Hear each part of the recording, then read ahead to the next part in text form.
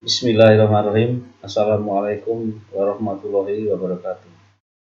Perkenalkan, nama saya Cahyo Wibowo dari Universitas Emputan Tular sebagai dosen teknik mesin. Berikut kami sampaikan presentasi mengenai strategi pembelajaran dan motivasi.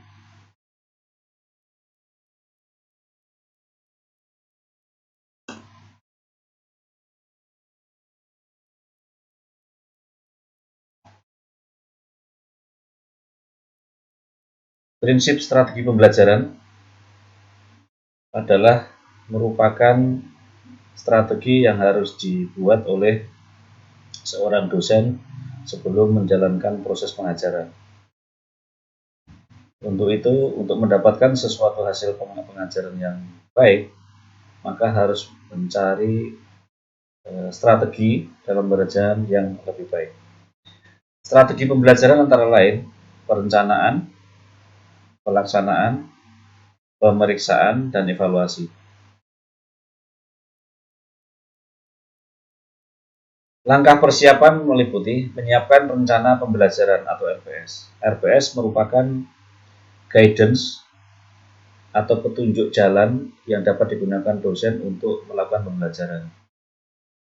Penggunaan RPS untuk menghindari terjadinya penyimpangan arah pembelajaran.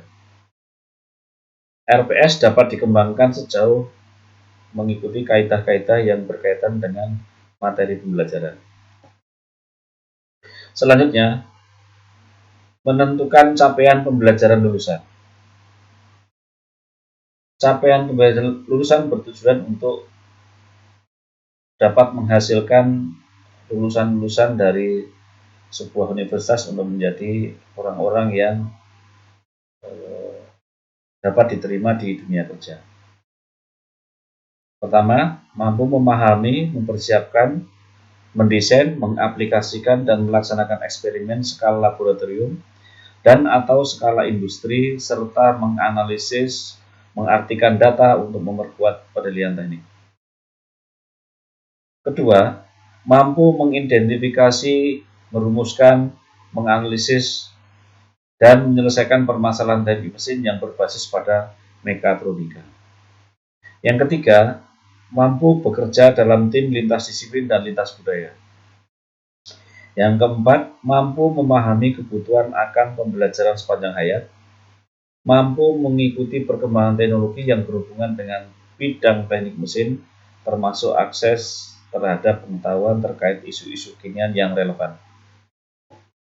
Selanjutnya, menentukan capaian pembelajaran mata kuliah. Kita menggunakan taksonomi Bloom. Jadi mahasiswa harus mampu mengingat, mahasiswa harus mampu memahami, mahasiswa harus mau mengaplikasikan hasil pembelajaran, mahasiswa harus mampu menganalisa, mahasiswa harus mampu mengevaluasi, serta mahasiswa harus mampu membuat atau meng-create dengan cara menggabungkan semua ilmu pengetahuan yang didapatkan untuk membuat sesuatu.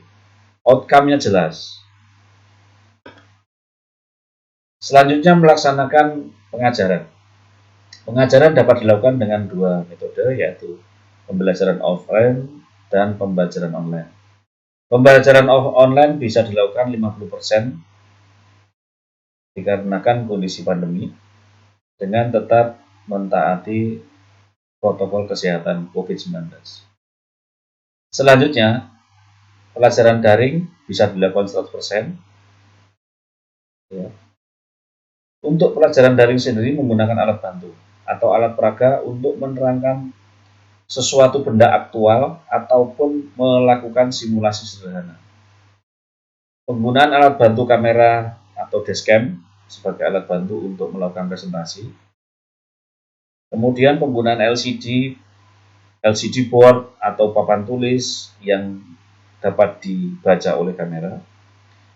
Kemudian memberikan tugas individu yang ditulis dengan tangan agar materi yang dipelajari oleh mahasiswa dapat dipahami. Dengan metode ini akan sangat membantu agar mahasiswa benar-benar membaca materi yang telah diberikan. Selanjutnya memberikan tugas kelompok.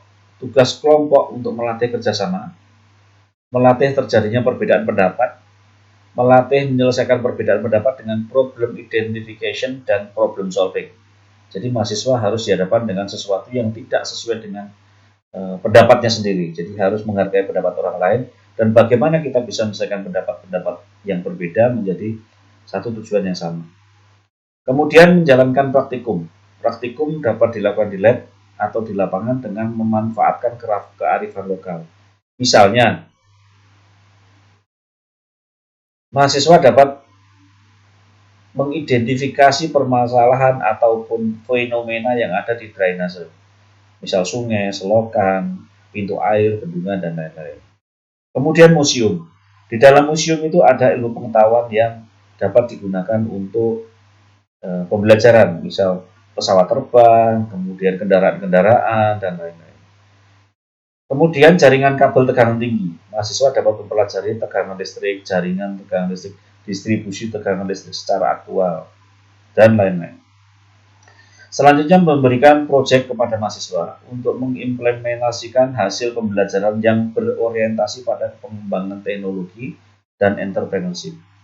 Diharapkan mahasiswa yang mendapatkan tugas proyek akan dapat menghitung berapa nilai investasi, berapa nilai jual, dan berapa keuntungan yang akan didapatkan. Selanjutnya adalah melakukan monitoring. Monitoring adalah menggunakan sistem SIACAT dan EPLING. Jadi seluruh monitoring proses pembelajaran menggunakan online. Selanjutnya evaluasi pembelajaran. Evaluasi pembelajaran diperlukan untuk melihat seberapa besar hasil pembelajaran yang telah dilakukan. Teknik pembelajaran, teknik evaluasi pembelajaran antara lain teknik penilaian yaitu observasi, partisipasi, unjuk kerja, rubrik penilaian kerja, tes tertulis, tes lisan, dan angket. Semua evaluasi pembelajaran dapat dilakukan dan dapat dimonitoring di sistem administrasi online. Yang terakhir adalah memberikan motivasi kepada para mahasiswa, antara lain dengan menyatakan bahwa para mahasiswa kalian adalah calon pemimpin bangsa. Baik buruknya bangsa ini tergantung dari mahasiswa. Maka belajarlah dengan sebaik-baiknya karena saat inilah waktunya untuk belajar dan berkarya. Pendidikan adalah sarana mengangkat harkat dan martabat manusia, mengangkat harkat keluarga, mengangkat harkat dan martabat bangsa. Doa orang tuamu merupakan kunci keberhasilan. Selesai dan terima kasih. Assalamualaikum warahmatullahi wabarakatuh.